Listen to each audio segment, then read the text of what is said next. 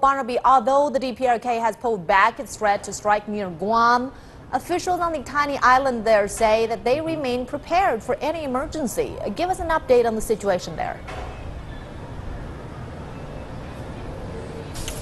Well, Mama, that's right. They say here that they remain prepared for any emergency, although tensions have calmed, as you mentioned. There was no press conference today, so that is a sign, I would assume, that there are no major developments in terms of the nuclear threat, at least as far as Guam is concerned. And you also mentioned that the school opened today as scheduled, so that is, again, proof that life is back to normal here in Guam. And in fact, we were at one of those elementary schools earlier today, and the atmosphere was actually very relaxed and, again, normal. Hey, if you get a good report, you have to get a good report today. You have to have a good report today. Guam's governor, Eddie Cavell, sending his grandson off to his first day in elementary school. School opened on the island on Thursday as scheduled, amid threats of a nuclear strike from the Democratic People's Republic of Korea. Now's the time for at least for students to go back to school. And it's important for everyone here, whether it's a first grader or one of our elderly, that our lives continue on.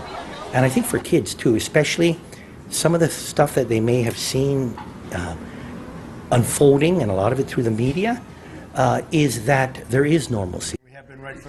There has indeed been a break in the war of words between U.S. President Donald Trump and DPRK leader Kim Jong-un. And that has brought calm to the U.S. territory of Guam.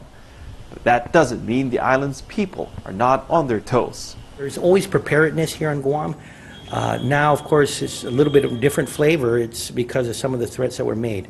But there will always be preparedness drills done in all sectors of our society, including the schools. Guam may face a nuclear threat, but the fact of the matter is it faces more threats from Mother Nature. And you see that building right behind me, that is the Office of Civil Defense, and underneath there is a bunker where they operate from whenever a typhoon hits the island. Here's the basement where they saw the... The Philippine consulate also has contingencies in place. A quarter of Guam's population is Filipino. Basically, because we're talking of radioactive fallout, and it's very clear from the fact sheet of the Homeland Security that we need to seal the doors and the windows. So we have, before they run out of duct tape, and so before they run out of duct tape in Home Depot, so we got some of them. This residence is really prepared for any eventualities. In fact, the house was completed way before any of the recent threats made by the DPRK. And in a sense, it represents most of Guam, whose residents say they're as prepared as they can be for any disaster, natural or man-made.